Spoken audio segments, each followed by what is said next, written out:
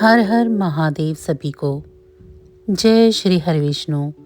आप सभी का एक बार फिर से स्वागत है हमारे चैनल में। एक सच्चे प्रामाणिक गुरु की शरण में जाकर परम भगवान श्री कृष्ण की भक्ति में सेवा करने से मनुष्य का जीवन सफल होता है। भगवान को प्रसन्न करने के लिए आखिर तपस्या करने की क्या आवश्यकता है? कई लोग ऐसा प्रश्न भी पूछते हैं। क्या भगवान को आपकी तपस्या की आवश्यकता है? जी नहीं। भगवान सिर्फ यह देखना चाहते हैं कि आपको उनको प्राप्त करने के लिए कितने उत्सुक हैं, किस हद तक जा सकते हैं और कितना स्वयं को कष्ट दे सकते हैं। निसंदेह यह देखकर वे प्रसन्न या खुश नहीं होते, अपितु उन्हें संतुष्टि होती है कि मेरा यह भक्त वास्तव में दिल साफ मुझे ही चाहता है।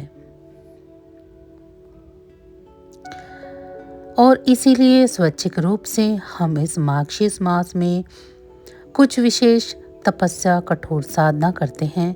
और हम जानते हैं कि आप सब भी इस मार्गशीर्ष मास में कुछ न कुछ संकल्प लेकर भगवान को प्रसन्न करने के लिए कोई न कोई तपस्या अवश्य कर रहे होंगे। भगवान आपकी इस तपस्या को सफल बनाएं और आपको शक्ति प्रदान करें, सात्विक बुद्धि प्रदान करें, यही प्रार्थना हम करते हैं। और इसी प्रार्थना के साथ चलिए आज की मार्गशीर्ष मास कथा आरंभ करते हैं।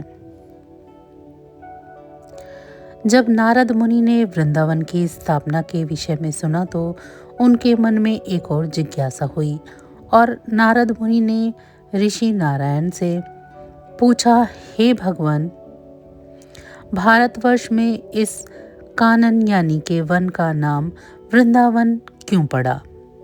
इसकी उत्पत्ति और संज्ञा क्या है? आप तो सर्वज्ञ हैं, सब कुछ जानते हैं, कृपया मुझे इस विषय में बतलाइए। नारद जी का प्रसन्न सुनकर भगवान नारायण ने कहा, हे नारद, यह सबसे पहले सतयुग की बात है। उस समय राजा केदार सातों द्वीपों के महारथी अधिपति राजा थे। वे सदैव सत्य और धर्म का पालन करते रहते थे। वे अपनी स्त्रियों और पुत्र पोत्रों के साथ आनंद पूर्वक जीवन व्यतीत करते थे। वे अत्यंत धार्मिक थे और अपनी प्रजा का अपनी संतान की तरह ही पालन पोषण किया करते थे। उन्होंने 100 यज्ञ किए थे, लेकिन फिर भी कभी भी इंद्रपद पाने की इच्छा नहीं की, क्योंकि वे भगवान के शुद्ध भक्त थे। वे अनेक प्रकार के पुण्य कर्म करते, दान देते, ब्राह्मणों की सेवा पूजन करते, उन्हें भोजन करवाते और सब कुछ करने के बाद भी सबका फल स्वयं नहीं लेना चाहते थे। उनका सारा नैमित्तिक नित्य कार्य भगवान श्री कृष्ण की प्रसन्नता के लिए ही हुआ करता था। हे देव ऋषि नारद, राजा केदार के समान और कोई राजा ना तो पहले हुआ और ना ही कोई बाद में ही आया होगा। उन्होंने अपनी अत्यंत सुंदर त्रिभुवन मोहिनी पत्नी और राज्य की रक्षा का भार अपने पोत्रों पर रख दिया और फिर जैगीश्वर मणि के उपदेश से तपस्या के लिए वन में प्रस्थान कर गए। वे भगवान श्री कृष्ण के अनन्य भक्त थे और सदैव उन्हीं का चिंतन करते रहते और भगवान श्री कृष्ण का सुदर्शन चक्र उस राजा की रक्षा के लिए भी सदैव तत्पर रहता। उन्होंने चिरकाल तक तपस्या करने के बाद अंत में भगवान श्री कृष्ण के धाम गोलोक वृंदावन को प्राप्त किया और उन्हीं के नाम से केदार तीर्थ प्रसिद्ध हुआ। और यही कारण है कि आज भी केदारनाथ में मरने वाले प्राणी को तत्काल मुक्ति प्राप्त हो जाती है। ऐसा महान राजा की एक कन्या थी जिसका नाम वृंदा था और वह स्वयं लक्ष्मी देवी की अंश थी। उसने योग शास्त्र में निपुण होने के कारण किसी को भी अपना पुरुष या पति नहीं बनाया था। महान ऋषि दुर्वासा ने उसे परम दुर्लभ श्री हरि का मंत्र दिया था वह अपना घर त्याग कर तपस्या के लिए वन में चली गई। उसने 100 वर्षों तक निर्जन वन में तपस्या की और उसके बाद उसके सामने भक्त वत्सल भगवान श्री कृष्ण प्रकट हुए और भगवान श्री कृष्ण ने प्रसन्न मुख से उसे कहा, हे देवी, मैं तुम्हारी तपस्या से प्रसन्न हूँ। मांगो, जो वर मांगना चाहती हो तुम मुझसे मांग सकती हो। उस समय अत्यंत सुंदर विग्रह वाले राधिका कांत भगवान को देखकर वृंदा तुरंत बोल उठी, हे प्रभु, आप मेरे ही पति बन जाइए। और भगवान ने कहा, तथास्तु। यह कहकर भगवान ने उसकी प्रार्थना स्वीकार कर ली और भगवान श्री कृष्ण के साथ वृंदा भी गोलोक में आ गई और वहां भी राधिका के समान ही श्रेष्ठ सौभाग्यशालिनी गोपी बनी। वृंदा ने जिस स्थान पर तप किया था उस स्थान का नाम वृंदावन हुआ और वृंदा ने जहाँ क्रीड़ा की थी इसीलिए वह स्थान वृंदावन कहलाया। हे देव ऋषि नारद, आप वृंदावन से जुड़ा हुआ एक और पौराणिक इतिहास सुनिए जिससे इस कानन का नाम और वृंदावन पड़ा। एक समय राजा कुशध्वज की 2 कन्याएं थीं। वे दोनों ही कन्याएं धर्मशास्त्र के ज्ञान में निपुण थीं और उनके नाम थे तुलसी और वेदवती। भौतिक संसार और उसके सभी कार्यों से यह दोनों बहनें विरक्त थीं। उनमें कोई रास नहीं था। उनमें से वेदवती ने तपस्या करके परम पुरुष नारायण को प्राप्त किया। वह जनक की कन्या सीता के नाम से सर्वविख्यात हुई और तुलसी ने तपस्या करके श्री हरि को पति के रूप में प्राप्त करने की इच्छा की, लेकिन देववश दुर्वासा मुनि के श्राप से उसे शंखचूड़ को पति बनाना पड़ा और उसके बाद परम मनोहर भगवान नारायण उसके प्राणवल्लभ पति के रूप में उसे प्राप्त हुए। भगवान श्री हरि के श्राप से देवेश्वरी तुलसी वृक्ष के रूप में प्रकट हुई और तुलसी के श्राप से भगवान श्री हरि शालिग्राम शिला बन गए और तभी से भगवान श्री हरि के वृक्ष स्थल पर उस तुलसी पत्र की आस्था में वह सुंदरी तुलसी निरंतर निवास करती रही। उस तुलसी ने भी इसी स्थान पर तपस्या की थी, इसीलिए इसे मनीषी पुरुष वृंदावन कहते हैं। तुलसी और वृंदा समानार्थी शब्द हैं। अब मैं आपसे दूसरा एक उत्कृष्ट हेतु बता रहा हूँ जिससे भारतवर्ष का यह पुण्य क्षेत्र वृंदावन के नाम से प्रसिद्ध हुआ। श्रीमती राधा रानी के 16 नामों में से एक नाम वृंदा भी है जो श्रुति में सुना गया है। उन वृंदा नामधारिणी राधिका और उनका यह रमणीय क्रीड़ावन है, इसीलिए भी इस स्थान को वृंदावन कहा गया है। पूर्व काल में श्री कृष्ण ने श्री राधा के प्रति प्रीति के लिए गोलोक में वृंदावन का निर्माण किया था और उसके बाद उनकी क्रीड़ा के लिए प्रकट हुआ वह वन जिस प्राचीन नाम से ही वृंदावन कहलाने लगा। ऋषि नारायण ने इस प्रकार वृंदावन का संपूर्ण इतिहास उजागर किया और तत्पश्चात नारद मुनि ने कहा, हे जगत गुरु, श्री राधिका के 16 नाम कौन कौन से हैं? उन्हें सुनने के लिए मेरे मन में उत्कंठा है। मैंने सामवेद में वर्णित श्री राधा के सहस्त्र नाम सुने हैं, लेकिन इस समय आपके मुख से उनके विशेष 16 नामों को सुनना चाहता हूँ। हे प्रभु, क्या यह 16 नाम उन सहस्त्र नामों के अंतर्गत ही हैं या फिर उनसे भिन्न हैं? कृपया आप पुण्य स्वरूपा नामों का उच्चारण कीजिए, उसका वर्णन सुनाइए और उनकी उत्पत्ति कैसे हुई उस विषय में भी बतलाइए। हे प्रभु, जगत माता श्री राधा के उन सर्व दुर्लभ पावन नामों को मैं सुनना चाहता हूँ। यह सुनकर श्री नारायण ऋषि ने कहा, हे देव ऋषि, सुनिए।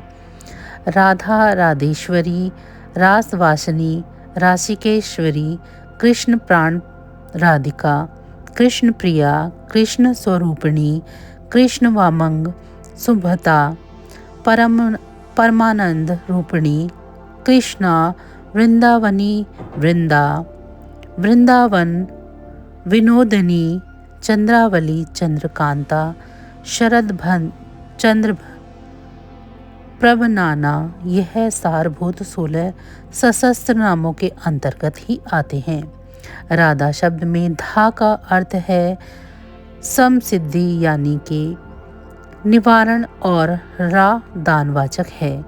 जो स्वयं मोक्ष प्रदान करने वाली है वह राधा कही गई। राशेश्वर की यह पत्नी है, इसीलिए इनका नाम रसेश्वरी है। उनका रासमंडल में निवास स्थान रहता है, इसीलिए उन्हें रासवासिनी कहा जाता है। वे समस्त रासिक देवियों में परमेश्वरी हैं, इसीलिए महान विद्वान उन्हें रसकेश्वरी भी कहते हैं।